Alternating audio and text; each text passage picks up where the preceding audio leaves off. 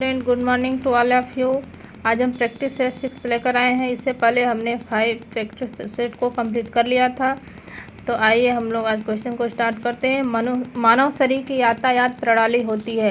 तो मानव शरीर की यातायात प्रणाली परिसंचरण तंत्र होती है।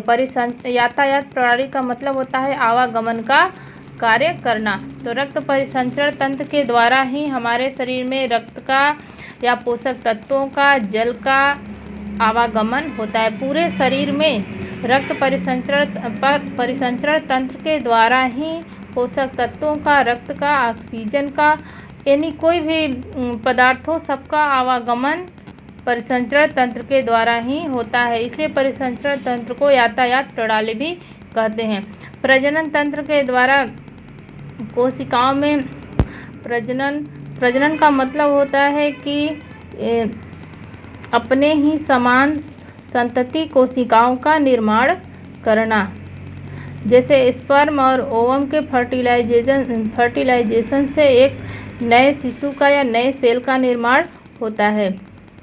उत्सर्जन तंत्र के द्वारा ही हमारे शरीर से जो भी हानिकारक पदार्थ होते हैं वह बाहर निकलते हैं। जैसे कि अमोनिया हो गया, यूरिया हो गया, जो भी हानिकारक पदार्थ होते हैं वह उत्सर्जन तंत्र के द्वारा ही बाहर निकलते हैं। उत्सर्जन तंत्र के अंतर्गत वृक्क आती है और पसीना जो निकलता है वह शीत ग्लैंड के द्वारा ही निकलता है। तो उत्सर्जन तंत्र वे तंत्र हैं जिनके द्वारा हमारे शरीर से हानिकारक पदार्थ बाहर निकलते हैं, उसे उत्सर्जन तंत्र कहते हैं। पाचन तंत्र के द्वारा ही शरीर में भोजन का पाचन होता है। पाचन तंत्र के 5 अंग होते हैं। जैसे मुंह हो गया, ग्रसनी हो गया, आमाशय हो गया, छोटी आंत हो गया और बड़ी आंत हो गया।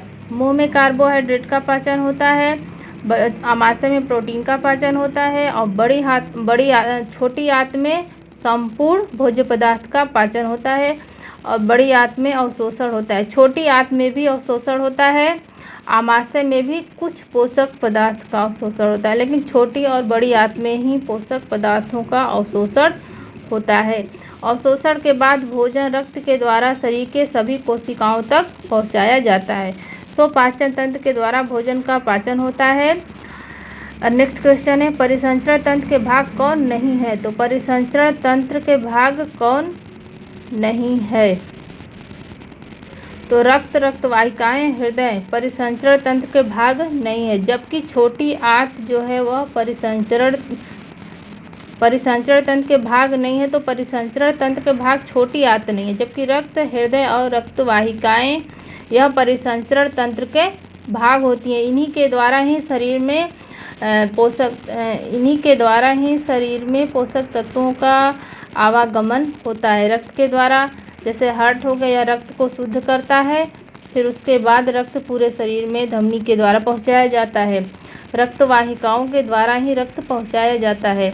छोटी आंत यह पाचन तंत्र का भाग है, रक्त परिसंचरण तंत्र का भाग नहीं है। नेक्स्ट क्वेश्चन, जो निरंतर हृदय द्वारा रक्त वाहिका में संचार करता रहता है उसे कहते हैं।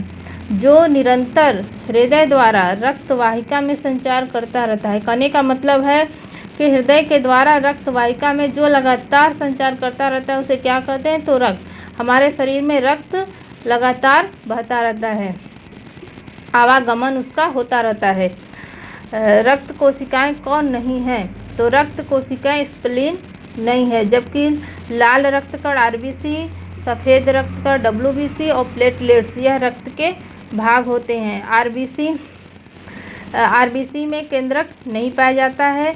डब्ल्यूबीसी यह हमारे शरीर का एंटीबॉडीज बनाता है, या हम कहें कि डब्ल्यूबीसी यह हमारे शरीर का सुरक्षा तंत्र को मजबूत करने का कार्य करता है। और यह बाहर से आए जो भी बाहर से जीवाणु, विषाणु, वायरस हमारे शरीर में प्रवेश करते हैं, डब्ल्यूबीसी उसे भक्षण करने का कार्य करता है।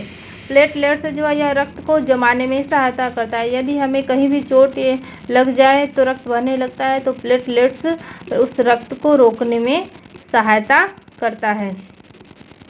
नेक्स्ट क्वेश्चन, प्रति घन मिमी रक्त में लाल रक्त कणों की संख्या होती है। तो प्रति घन मिमी रक्त में आरबीसी की जो संख्या होती है वह 50 लाख होती है।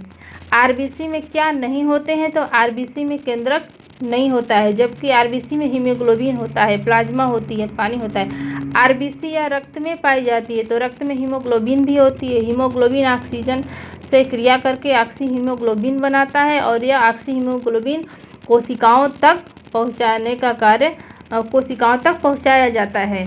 फिर वहाँ ऑक्सीजन कोशिकाएं ग्रहण कर लेती हैं, फिर और जो CO2 होता है वह ग्लोबिन के साथ क्रिया करके शरीर से बाहर निकल जाता है। तो हीमोग्लोबिन भी रक्त में पाया जाता है, प्लाज्मा भी पाई जाती है और पानी भी होता है। तो आरबीसी में तीनों पाए जाते हैं, जबकि केंद्रक नहीं पाया जाता है। प्रति घन मिमी रक्त में सफ़ेद रक्त कणों की संख्या होती है, तो सफ़ेद रक्त कण WBC की जो संख्या होती है वह 8 से 10,000 होती है। यह हमारे शरीर को सुरक्षा प्रदान करती हैं, जीवाणुओं विषाणुओं को भक्षण करने का कार्य करती हैं। नेक्स्ट क्वेश्चन है, प्रति घन मिमी रक्त में रक्त पट्टिकाएँ होती हैं, तो रक्त पट्टिकाओं की संख्या 3 लाख होती है। नेक्स्ट क्वेश्चन, रक्त पट्टिकाओं का क्या कार्य होता है? चोट लगने पर रक्त को जमाने का कार्य करती हैं। रक्त पट्टिकाएं जब हमें कहीं चोट लग जाती हो तो वहाँ पर जालनुमा संरचना बना लेती हैं, जहाँ रक्त के जो कण आते हैं वह फंस जाते हैं उसमें और रक्त बहना बंद हो जाता है। नेक्स्ट क्वेश्चन है, हृदय की भित्तियों में कौन गलत है? हृदय की भित्तियों में कौन गलत है? तो हृदय में मायोकार्डियम पाया जाता है, एंडोकार्डियम भी होता है और पेरिकार्डियम भी पाया जाता है, जबकि हेक्सोकार्डियम नहीं पाया जाता है। हृदय के जो बाहरी आवरण होता है उसे पेरिकार्डियम कहते हैं, आंतरिक आवरण को एंडोकार्डियम कहते हैं। और नेक्स्ट क्वेश्चन है, हृदय के कार्य कौन नहीं है? तो हृदय के कार्य कौन नहीं है? रक्त को महाधमनी की तरफ धकेलना, रक्त को फेफड़ों में पहुंचाना। हृदय का कार्य रक्त को फेफड़े में पहुंचाना, रक्त को गर्म रखना और रक्त को कोशिकाओं में वापस खींचना, रक्त को कोशिकाओं से वापस खींचना। तो हृदय का कार्य रक्त को गर्म करना नहीं है, जबकि हृदय रक्त को महाधमनी की तरफ धकेलने का कार्य करता है। हृदय रक्त को शुद्ध करता है, जब रक्त शुद्ध हो जाता है तो वह उसे महाधमनी की तरफ भेजता है। फिर महाधमनी पूरे रक्त को शरीर में पहुंचाने का कार्य करती है और हार्ट जो होता है रक्त को फेफड़े में भी पहुंचाने का कार्य करता है और रक्त को कोशिकाओं में से वापस भी खींचता है, जबकि रक्त को गर्म रखना हार्ट का काम नहीं है। नेक्स्ट क्वेश्चन है, निम्नलिखित में से रक्त वाहिकाएं कौन गलत है? तो रक्त वाहिकाएं कौन गलत है? तो इसमें धमनी, शिराएं और कोशिकाएं, यह रक्त वाहिकाएं होती हैं। इन्हीं के द्वारा शरीर पहुंचाया जाता है, वापस भी लाया जाता है शरीर से रक्त, जबकि रिपुल्स का यहाँ कोई कार्य नहीं है। धमनी शुद्ध रक्त को प्रवाहित करती है, जबकि शिराएं अशुद्ध रक्त को प्रवाहित करती हैं। नेक्स्ट क्वेश्चन है, जो रक्त को हृदय से बाहर शरीर के भागों में पहुँचाती है, जो रक्त को हृदय से बाहर शरीर के भागों में पहुँचाती है तो उसे कहते हैं धमनियाँ। धमनियाँ हार्ट से रक्त को शरीर के सभी भागों में पहुंचाने का कार्य करती हैं, जबकि शिराएं शरीर के भागों से रक्त को हार्ट में वापस लाने का कार्य करती हैं। नेक्स्ट क्वेश्चन है, जो रक्त को शरीर के विभिन्न भागों से हृदय में वापस हृदय में वापस लौटाती हैं तो वो शिराएं करती हैं, करती हैं। नेक्स्ट क्वेश्चन, वैसा परिसंचरण जो उदर, अग्न्याशय, तिल्ली। नेक्स्ट क्वेश्चन है, वैसा परिसंचरण जो उदर, आमाशय, तिल्ली, छोटी तथा बड़ी आंत में रक्त पोर्टल शिराओं में एकत्र होती हैं तथा उसे यकृत में ले जाती हैं तो उसे पोर्टल परिसंचरण कहते हैं। पोर्टल परिसंचरण के द्वारा ही जो रक्त होता है यकृत में ले जाया जाता है। पोषक तत्व भी पोर्टल परिसंचरण के द्वारा ही यकृत में पहुंचाए जाते हैं। निम्नलिखित में से कौन लसिका तंत्र के भाग नहीं है? तो लसिका ग्रंथियां और लसिका वाहिका ये तीनों लसिका तंत्र के भाग होते हैं, जबकि यकृत लसिका तंत्र का भाग नहीं होता, यह पाचन तंत्र का भाग होता है।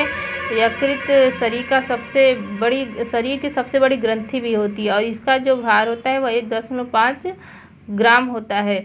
यकृत शरीर से जो भी लाभदायक या हानिकारक पदार्थ होते हैं सबको ग्रहण करता है। यकृत में ही पित्त का निर्माण होता है, यकृत में एंटीबॉडीज का निर्माण होता है, यकृत में ही यूरिया अमोनिया बदलती है।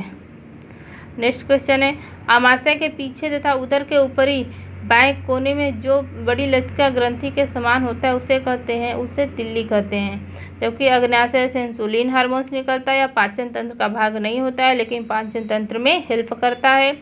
लीवर शरीर की सबसे बड़ी ग्रंथि होती है, ग्लैंड्स होती है। इसका जो भार होता है 1.5 ग्राम होता है। यकृत में ही ग्लूकोज ग्लाइकोजन में कन्वर्ट होकर संग्रहित रहता है। नेक्स्ट क्वेश्चन है, धमनी हेमोरेज चेहरे के ऊपरी भाग में होने पर उसका दबाव बिंदु कहाँ बनता है? तो इसका दबाव बिंदु कनपट्टी पर बनता है। धमनी हेमोरेज भुजा पर होने की स्थिति में उसके दबाव बिंदु होते हैं। धमनी हेमोरेज भुजा पर होने की स्थिति में उसके दबाव बिंदु ब्रेकियल्स पर होते हैं। लास्ट क्वेश्चन है यह प्रैक्टिस सेट का, सिर या गर्दन में हेमोरेज होने पर दबाव बिंदु होता है। सिर या गर्दन में हेमोरेज होने पर दबाव बिंदु होता है तो यह क्लेविकल के 2 इंच ऊपर रीढ़ के पास गर्दन के बाजू में होता है। इसका राइट आंसर ए होगा।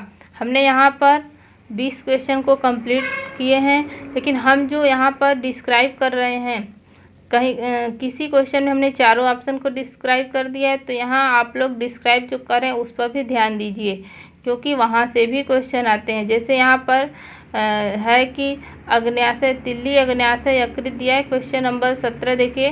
तो यहाँ पर एग्जाम में आ सकता है कि अग्न्याशय से कौन सा हार्मोन्स निकलता है? तो इंसुलिन हार्मोन्स निकलता है। तो हम क्वेश्चन के अलावा भी कुछ डिस्क्राइब कर रहे हैं, तो आप उस पर भी ध्यान दीजिए, वहाँ से भी क्वेश्चन फंसते हैं। जैसे यहाँ पर क्वेश्चन एक आ जाएगा, यकृत का भार कितना होता है? तो यकृत का भार 1.5 ग्राम होता है। शरीर की सबसे बड़ी ग्रंथि कौन सी होती है? तो वह लीवर होती है। या यहाँ पर आ जाता है कि ग्लूकोज ग्लाइकोजन में कहाँ पे बदलता है? तो यह यकृत में ही बदलता है। सो आज का हमारा 20 क्वेश्चन कंप्लीट हुए। नेक्स्ट क्वेश्चन में हम कुछ प्रश्नों को लेकर फिर आएंगे। सो आज के लिए इतना ही। Thank you for this watching.